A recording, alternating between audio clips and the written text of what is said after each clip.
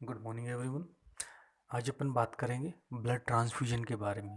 Blood transfusion एक process है, BSc first year में फंडामेंटल का एक टॉपिक है, राइट। तो ब्लड ट्रांसफ्यूजन को पढ़ने से पहले सबसे पहले मैं इसका जनरल इंट्रोडक्शन, मतलब कि टोटली होता क्या है, ब्लड ट्रांसफ्यूजन होता क्या है, उसके बारे में बताना चाहता हूँ। तो ब्लड ट्रांसफ्यूजन का मतलब इसके नाम से पता चल रहा है कि ब्लड को ट्रांसफ्यूज करना, ट्रांसफ़र कर देना एक पेशेंट से दूसरे पेशेंट में। यहाँ पे अपन पेशेंट नहीं कहेंगे, अपने यहाँ पे बोलेंगे डोनर से रिसिपिएंट। रिसिपिएंट का मतलब जो ब्लड लेने वाला है, डोनर जो ब्लड दे रहा है। डोनर से रिसिपिएंट में ब्लड को ट्रांसफ्यूज कर देना, एडमिनिस्टर कर देना, इस प्रोसेस को अपन क्या कहते हैं, ब्लड ट्रांसफ्यूजन। दूसरी बात, ब्लड या तो होल ब्लड को अपन ट्रांसफ्यूज कर सकते हैं या फिर इस ब्लड के कंपोनेंट्स को। होल ब्लड का मतलब वो वाला ब्लड जिसमें आरबीसी, डब्ल्यूबीसी, प्लेटलेट, प्लाज्मा, सभी प्रकार का ब्लड, होल ब्लड है, उसको अपन बोलते हैं, जिसमें ये सभी प्रेजेंट है, आरबीसी, डब्ल्यूबीसी, प्लेटलेट और प्लाज्मा, उसको अपन बोलेंगे होल ब्लड। या तो अपन होल ब्लड ट्रांसफ्यूज करेंगे या फिर ब्लड के कुछ कंपोनेंट, जैसे सिंपली या फिर ओनली आरबीसी इंट्रोड्यूस कर देना, या फिर ओनली सिंपली प्लेटलेट्स इंट्रोड्यूस कर देना, या फिर ओनली प्लाज्मा इंट्रोड्यूस कर देना, राइट। तो होल ब्लड भी हो सकता है और ब्लड के कंपोनेंट भी हो सकता है, राइट। ये अपन किस कंडीशन में अपन ब्लड ट्रांसफ्यूजन करते हैं, तभी करेंगे जब पेशेंट में ब्लड की अगर कमी आ गई है तो तभी करेंगे ब्लड ट्रांसफ्यूजन। या फिर अपन कह दें जैसे ब्लड का जो वॉल्यूम है उसको रिस्टोर करने के लिए, अगर ब्लड लॉस हो गया किसी भी वजह से तो उसको रिस्टोर करने के लिए अपन ब्लड ट्रांसफ्यूजन करेंगे।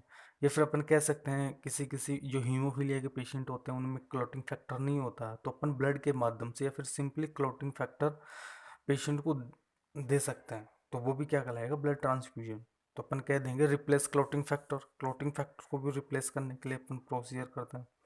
या फिर दूसरा अपन कह सकें जो ब्लड कैरिंग कैपेसिटी है ब्लड की, उसको इम्प्रूव करने के लिए कह सकते हैं। या फिर अपन कह दें जो ब्लड के एलिमेंट हैं जो जिनमें कमी आ गई है उनको रिस्टोर करने के लिए अपन ब्लड ट्रांसफ्यूजन कर सकते हैं।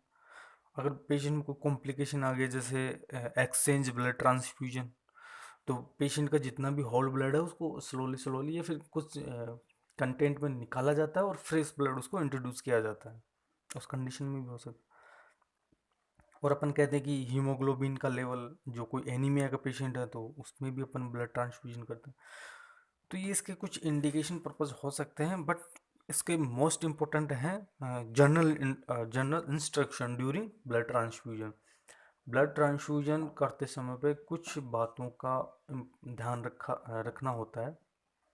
वो मोस्टली कौन कौन सी हो सकती हैं, जैसे अपन डोनर से ब्लड ले रहे हैं तो डोनर में कोई बीमारी नहीं होनी चाहिए, अगर बीमारी होंगी तो वो रिसिपिएंट जो ब्लड लेने वाला है पेशेंट, उसमें सारी की सारी चली जाएंगी।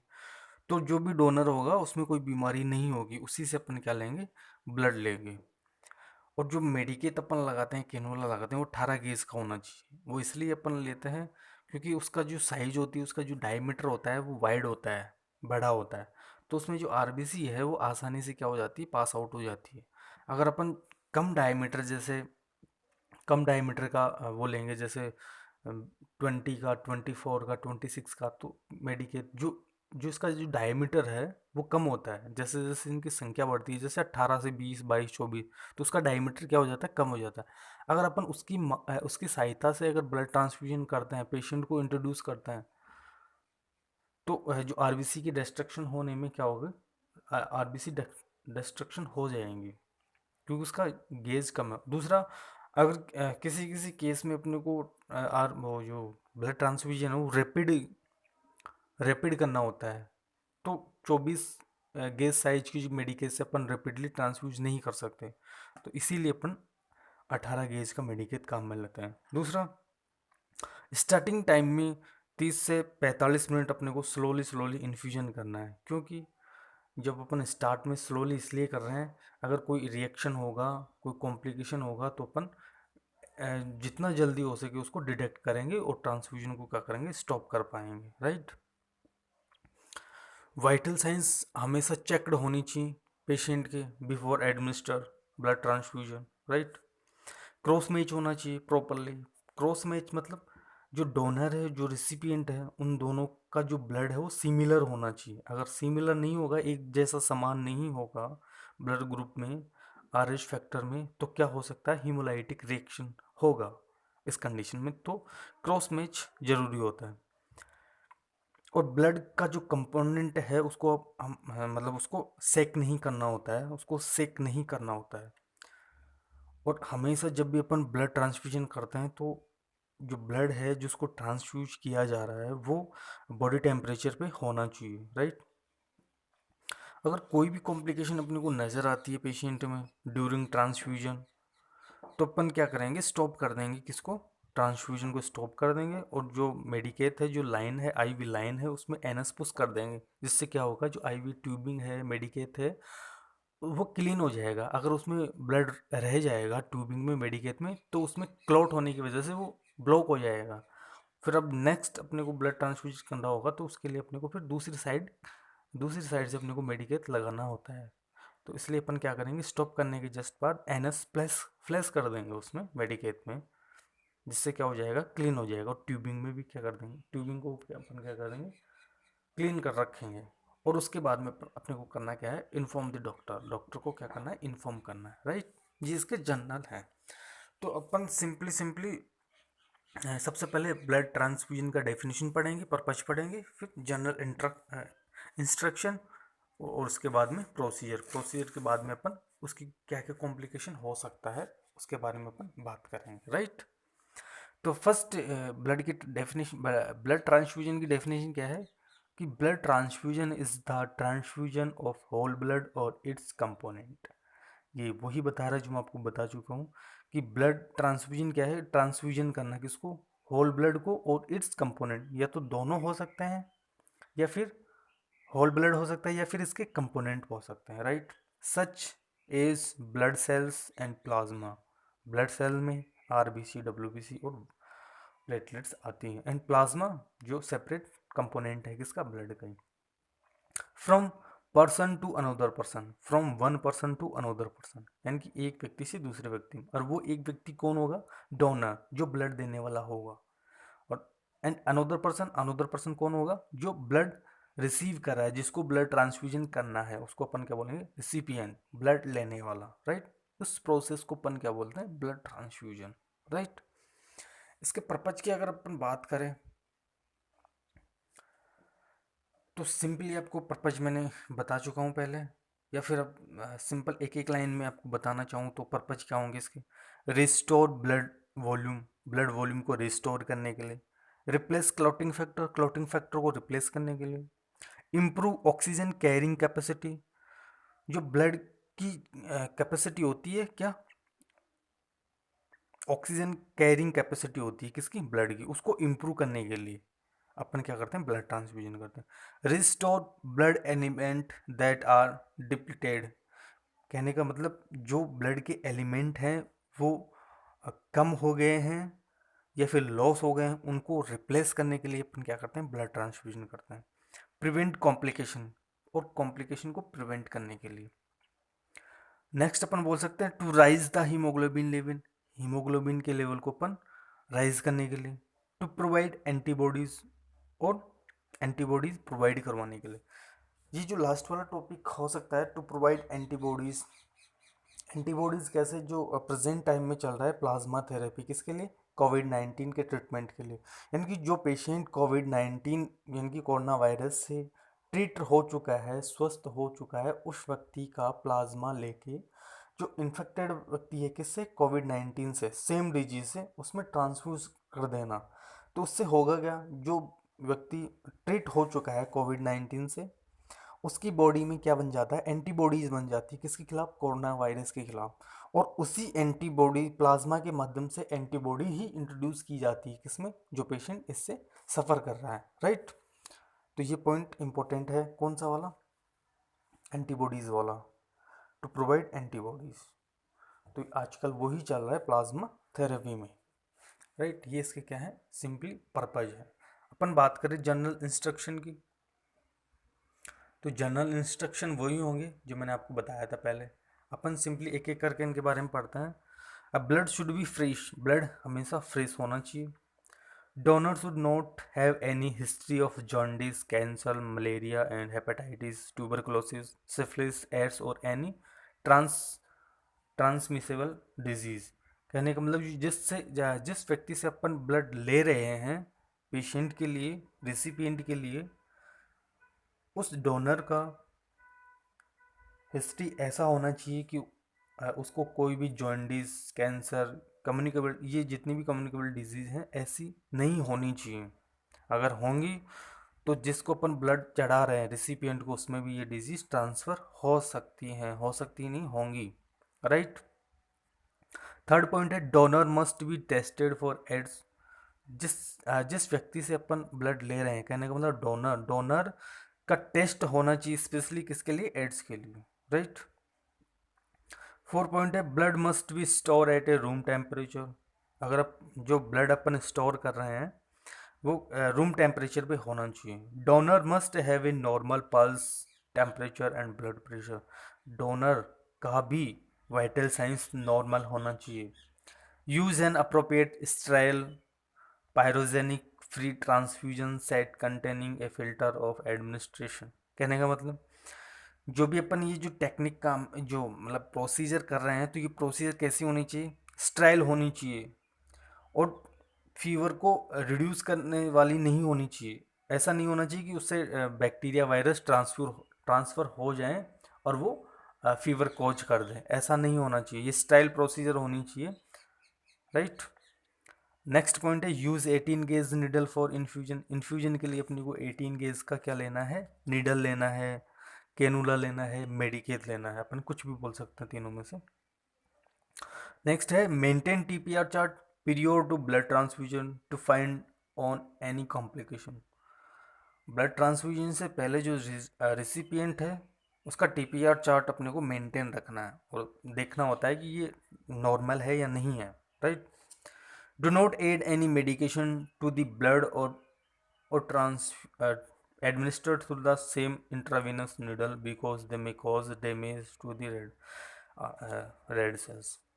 ये लाइन अपने को ये बता रही है कि जो अपन ब्लड ट्रांसफ्यूजन कर रहे हैं उसके साथ में अपने को कोई भी मेडिसिन नहीं देनी है या फिर उसी मेडिकेट से कोई दूसरी मेडिकेशन उस एक ही मेडिकेट से अपन इंजेक्शन और ब्लड ट्रांसफ्यूजन नहीं कर सकते। ऐसा करने से होगा क्या, जो ब्लड है, ब्लड में आरबीसीज हैं, आरबीसीज के डेस्ट्रॉयड होने की संभावना बढ़ जाती है, राइट। नेक्स्ट पॉइंट है adjust the flow rate of flow to 5 to 10 ml per minute during first half an hour. ये वही है कि स्टार्टिंग में अपने को फ्लो रेट कितना रखना है, 5 से 10 ml पर मिनट, यानी कि 1 मिनट में अपने को 5 से 10 ml ही इन्फ्यूज करना है। क्योंकि first half an our, first जो आधा घंटा है उसमें अपने को 5 से 10 ml per minute flow rate रखना है, किसका, ब्लड ट्रांसफ्यूजन का। क्योंकि जो भी कॉम्प्लिकेशन आएंगी फर्स्ट में उसको अपन जल्द से जल्द डिटेक्ट कर पाएंगे और कॉम्प्लिकेशन को प्रिवेंट कर पाएंगे। किसकी वजह से, किस तरह कर पाएंगे प्रिवेंशन, अब ब्लड ट्रांसफ्यूजन को स्टॉप करके, राइट। नेक्स्ट है 11 पॉइंट है इसमें, the blood should be given at A slower rate if the patient is elderly suffering from heart, lungs and anaemia. अपने को जो फ्लो रेट है वो स्लो रखना है। कौन से वाले पेशेंट में, एल्डरली पेशेंट, बूढ़े लोगों में जो किससे सफ़र कर रहे हैं, हार्ट प्रॉब्लम से, लंग्स डिजीज से और एनीमिया से सफ़र कर रहे हैं, उनमें अपने को जो फ्लो रेट है वो कैसा रखना है, स्लो रखना है। नेक्स्ट लास्ट पॉइंट क्या है, जो होल ब्लड है उसको अपन एडमिनिस्टर करेंगे कूल, अवॉइड सेकिंग द कंटेनर को अपने को सेक नहीं करना है। और अगर आवश्यकता है अपने को रूम टेम्परेचर पे एडमिनिस्टर करने की ब्लड ट्रांसफ्यूजन को, तो उससे पहले अपने को अगर जो ब्लड कूल है, ठंडा हुआ है, उसको अपन कुछ 30 से 45 मिनट तक उसको गर्म करने की कोशिश करेंगे, यानी कि रूम टेम्परेचर पर लाने की कोशिश करेंगे, राइट। उसके बाद में अपन क्या करेंगे, इन्फ्यूजन करेंगे। अब अपन बात करते हैं प्रोसीजर के बारे में कि ब्लड ट्रांसफ्यूजन अपन किस प्रकार करता है। इसका प्रोसेस क्या है, प्रोसीजर क्या है। तो प्रोसीजर जो सिंपली वही है जो अपन सभी प्रोसीजर के साथ में करते हैं, जैसे कि explain the procedure to the patient and his relative to get cooperation. अपन एक्सप्लेन करेंगे पेशेंट को और उसके रिलेटिव्स को बताएंगे कि हम ब्लड ट्रांसफ्यूजन करने जा रहे हैं। तो ब्लड ट्रांसफ्यूजन हम एक निडल के माध्यम से करेंगे, उसमें 2 से 3 घंटे लगेंगे।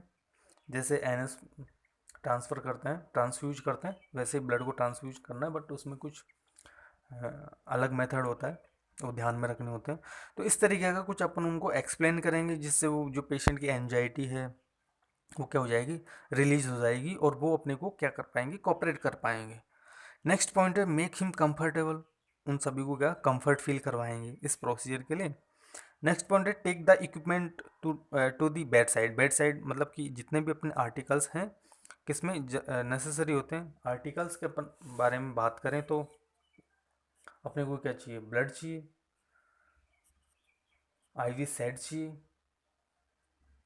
कौन सा वाला, ब्लड ट्रांसफ्यूजन वाला। उसके साथ अपने को एनएस चाहिए 100 ml, मेडिकेट चाहिए 18 गेज का, एडहेसिव टेप चाहिए जिसकी सहायता से अपन मेडिकेट को क्या करेंगे, फिक्स कर देंगे। और जो पेशेंट मतलब अपने को स्प्लिट चाहिए, मतलब जो बच्चे हैं या फिर जो कोऑपरेट नहीं कर पा रहे पेशेंट, उनमें स्प्लिट लगा देते हैं अपन। इसके अलावा अपने को 10 cc सिरिंज चाहिए,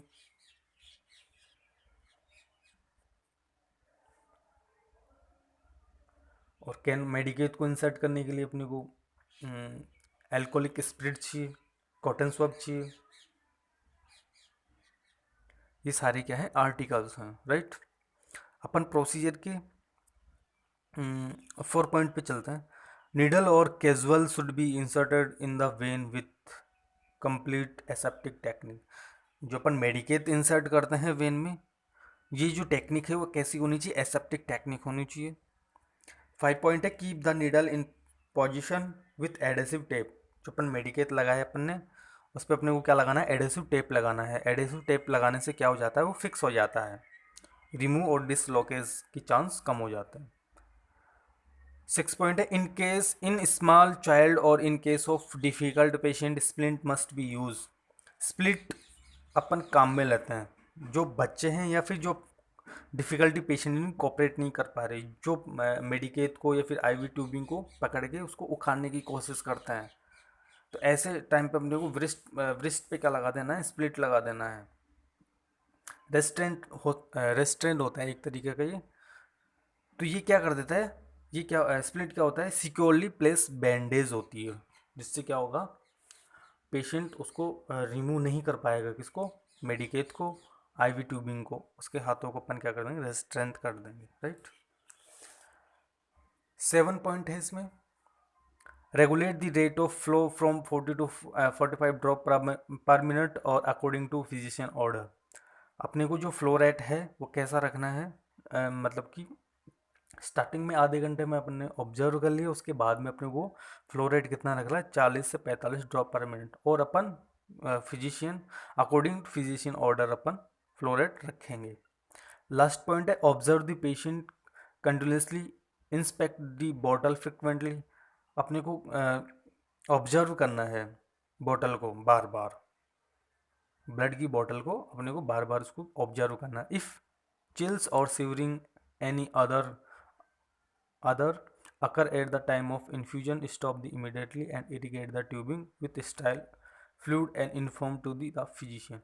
अगर अपने को कोई भी कॉम्प्लिकेशन जैसे सीवरिंग है, चिल्स है, ऐसा अपने को ऑब्जर्व होता है, तो अपने को इमीडिएटली स्टॉप कर देना है आईवी इन्फ्यूजन को, और उसमें एनएस पुश कर देना है, और उसके बाद में अपने को इन्फॉर्म कर देना है किसको, फिजिशियन को, यानी कि डॉक्टर को, राइट। ये अपना क्या है, प्रोसीजर है। अपन बात कर लें कुछ कॉम्प्लिकेशन की, कि ब्लड ट्रांसफ्यूजन से कौन कौन सी कॉम्प्लिकेशन हो सकती हैं। तो फर्स्ट है incompatibility, pyrogenic reaction, allergic reaction, circulatory overload, transmission of infectious disease. जो फर्स्ट कॉम्प्लिकेशन क्या है, इनकॉम्पेटेबिलिटी।